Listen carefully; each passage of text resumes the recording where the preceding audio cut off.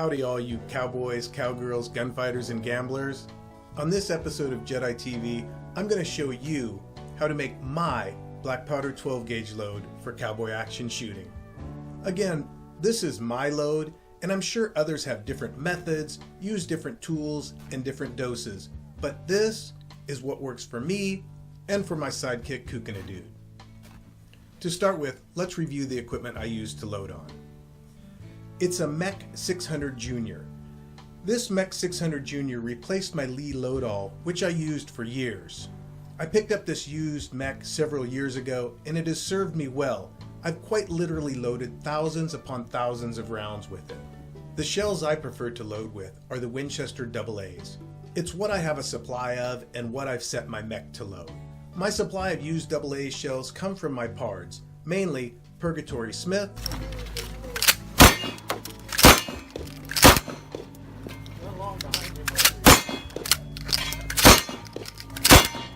and Line Sentry.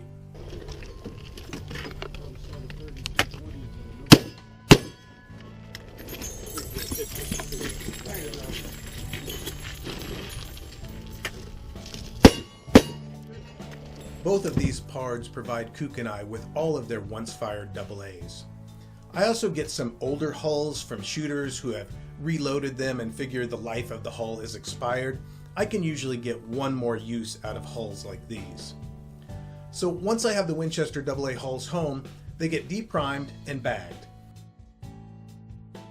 I've found that a gallon-sized Ziploc style bag holds 100 shells. And once I have 100 shells bagged, they get primed, typically with Federal 209 primers. And then they are lined up for powder.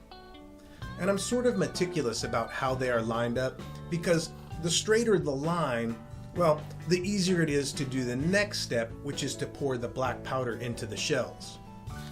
Now, I personally like to recruit someone to help me put the powder in each shell. It can be done by one person, but I find it goes a lot quicker with another set of hands.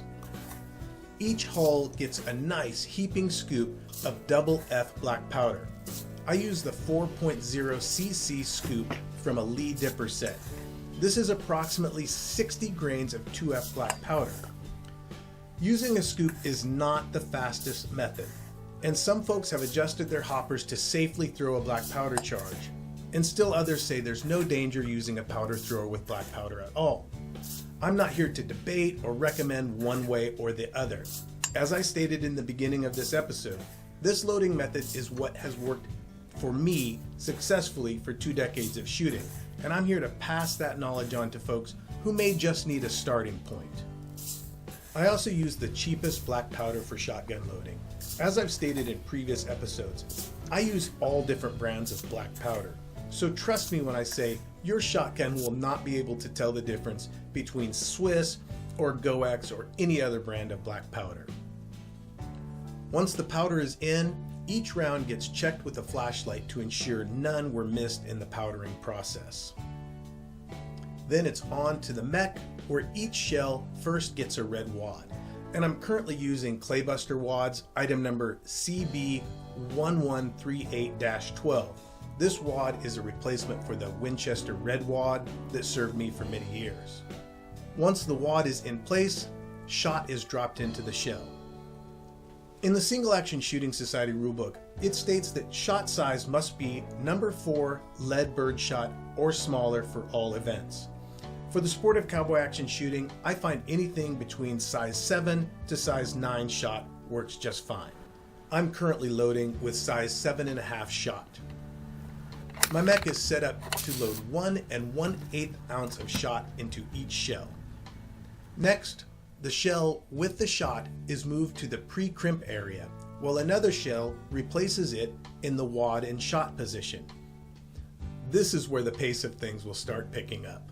As you follow the steps on the new shell, the previous shell has its beginning crimp formed. Then the next shell replaces it as our first shell is now moved into the final position where it gets its full crimp and should, if we've done everything right, look just as nice as a factory crimped shell. The process is then repeated for the remaining rounds until all 100 shells are loaded and crimped. I like to check each round with a case gauge checker. It's something I've learned from the gamers.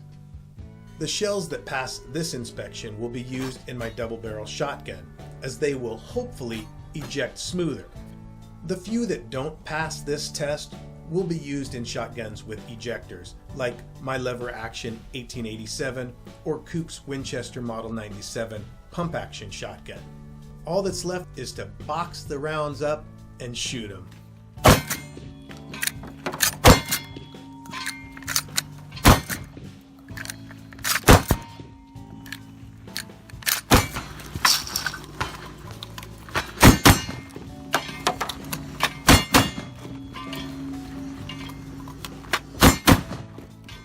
I hope you all found this loading information useful. If you did, please tap that like button to let me know. And, as promised, I will be doing more black powder loading data episodes in the future, so I'd recommend subscribing to this channel so that you don't miss any in that series. I'll be covering black powder loads from 32 H&R to 20 gauge and just about everything in between. But that's it for this episode. Feel free to share this video link on your Twitter or Facebook so other folks can see it. You can find me and tag me on both of those sites by searching for Jedi Gunfighter. Until the next episode of Jedi TV, I'm Jedi Knight, and I'll see you on the range. Or in the reloading room.